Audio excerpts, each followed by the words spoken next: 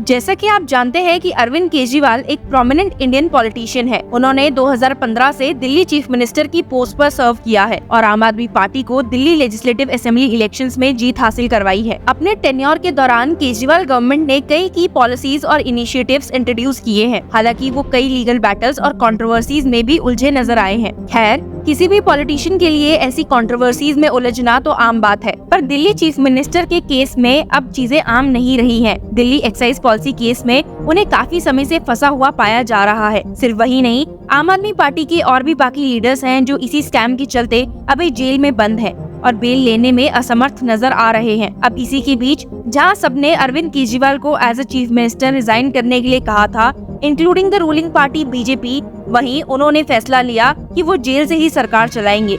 पर प्रैक्टिकली क्या ये आसान है? तो दिल्ली के एडमिनिस्ट्रेशन को देखकर तो ऐसा बिल्कुल नहीं लगता। जहां एक और बाकी की ऑपोजिशन पार्टीज लगातार दिल्ली गवर्नमेंट पर अपने ताने कसे जा रही है, वहीं दिल्ली एलजी और दिल्ली गवर्नमेंट के बीच भी रिश्ते कुछ उलझे हुए हैं। आपने हमारे चैनल पर कई ऐसी न्यूज सुनी होंगी जहां पर हमने आपको बताया था कि कैसे किसी न किसी एडमिनिस्ट्रेशन, पॉलिसी या फंड इशू को लेकर दिल्ली गवर्नमेंट और दिल्ली एलजी हमेशा से ही आमने सामने रही है।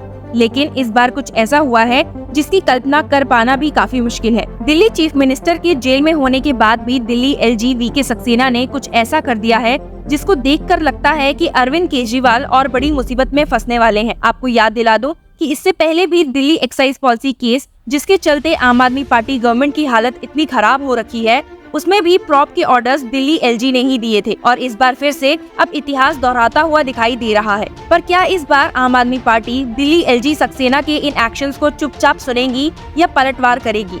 इन सभी बातों का जवाब हमारी इस वीडियो में है, तो आइए शुरू करते हैं। बात कुछ ऐसी हुई है कि सोमवार को एक धमाकेदार टर्न ऑफ इवेंट्स में दिल्ली एलजी ने चीफ मिनिस्टर अरविंद केजरीवाल के अगेंस्ट एनआईए प्रॉब की मांग की है। जी हाँ, आपने एकदम सही सुना, एनआईए यानी कि नेशनल इन्वेस्टिगेशन एजेंसी। अब तक सिर्फ सीबीआई और ईडी ही अरविंद केजरीवाल को घेरे हुए दिखी थी, पर अब लगता है कि एलजी की कॉल के बाद एनआईए भी एक्शन में नजर आएंगी। आपको बता दूं कि एलजी के एनआईए प्रॉब को कॉल करने के पीछे का रीजन अरविंद केजरीवाल पर लगी एलिगेशंस है कि उन्होंने banned 6 for justice group founded by wanted terrorist Gurpatwant Pannu से पॉलिटिकल फंडिंग रिसीव की है। ये allegations long running and fierce war between the Aam Aadmi Party and the Bharatiya Janata Party in power at the centre के बीच में 3 हफ्ते से भी कम के टाइम में होने वाले national capital votes in the general elections में देखने को मिली है। आपको बता दूं कि 2019 में दिल्ली की सभी 7 सीटों में बीजेपी ने जीत हासिल की थी।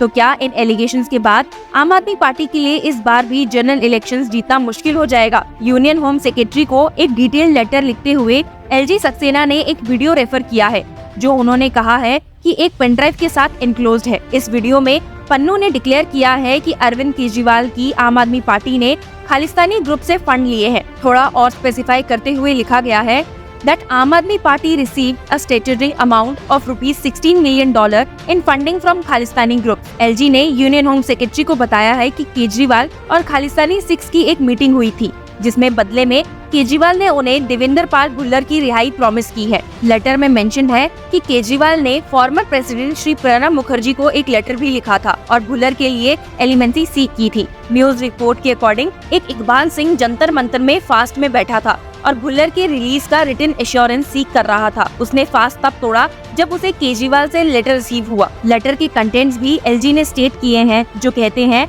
that Delhi government has already recommended to the President of India the release of Professor Bhullar and would be working on other issues including formation of SIT etc. आपकी जानकारी के लिए बता दूं कि भुल्लर एक फॉर्मर प्रोफेसर हैं जिन्हें 1993 में दिल्ली बॉम्ब ब्लास्ट केस में कन्विक्ट किया गया था। 2001 में उन्हें डेथ सेंटेंस की सजा दी गई थी, लेकिन बाद में उसे लाइफ इम्प्रिजनमेंट में कम्यूट कर दिया गया। आगे एलजी के लेटर में हिंदू रिलीजियस बॉडी की कंप्लेंट और फॉर्मर आम आदमी पार्टी वर्कर के ट्वीट्स का मेंशन है, जिसे साइट करते हुए एलजी ने स्टेट किया है that Kejriwal purportedly promised to facilitate release of Devendra Pal Bhullar in return for substantial financial backing from Khalistani factions to आम आदमी पार्टी। एलजी ने बताया कि क्योंकि आम आदमी पार्टी बॉस ने मनी रिसीव किया है, स्पाउस प्रो खालिस्तानी सेंटिमेंट्स। तो इशू की सीरियसनेस और सेंसिटिविटी को देखते हुए कंप्लेनेंट ने जो एलिगेशंस लगाई हैं उसकी एक कॉम्प्रिहेंसिव जांच होनी चाहिए। इसीलिए एलजी ने यूनियन होम मिनिस्ट्री से रिक्वेस्ट की है कि वो मामले में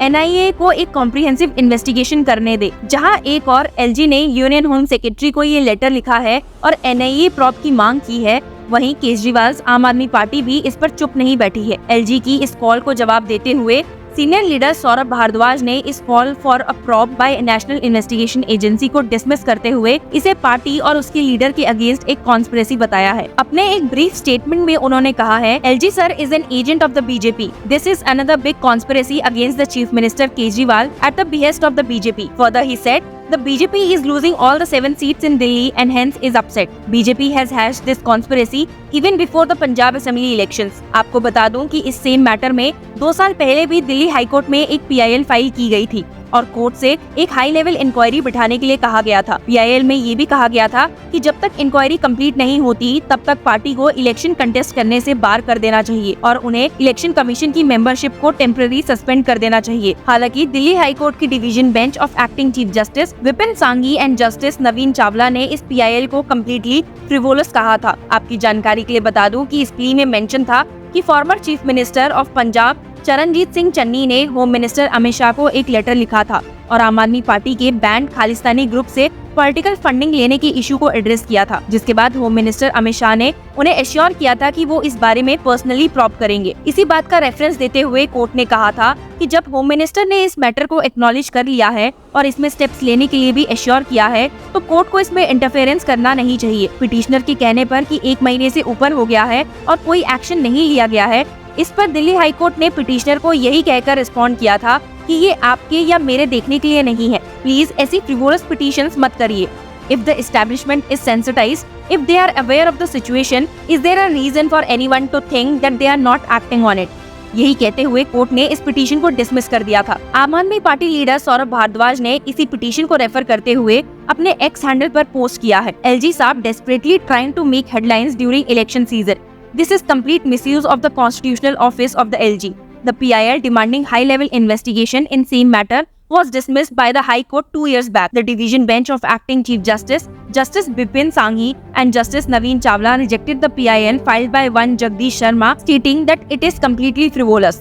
आप तो जानते ही हैं कि Arvind Kejriwal Delhi liquor policy case में करप्शन चार्जेस के चलते जेल में है और ईडी और सीबीआई दोनों ही इस केस को इन्वेस्टिगेट कर रही हैं। हालांकि केजरीवाल और आम आदमी पार्टी ने इन सभी एलिगेशंस को डिनाई ही किया था और इन एक्ट्स को political vendetta by the BJP ahead of 2024 Lok Sabha election से लेबल किया था। आपको याद दिला दूं कि अरविंद केजरीवाल को ईडी द्वारा 9 समन्स को इग्नोर करने के बाद 21 मार्च को अरेस्ट कर लिया गया था और आम आदमी पार्टी के वो तीसरे टॉप लीडर थे जिन्हें एक्साइज पॉलिसी केस में अंदर किया गया after x deputy chief minister Manish Sisodia and Rajya Sabha MP Sanjay Singh. जहां एक और संजय सिंह को अब बेल मिल गई है और वो बेल पर बाहर है, वहीं केजरीवाल बार बार यही आर्ग्यू कर रहे हैं कि उनका अरेस्ट इलीगल है क्योंकि उनके अगेंस्ट कोई एविडेंस नहीं है जिससे उन्हें क्राइम से लिंक किया जा सके।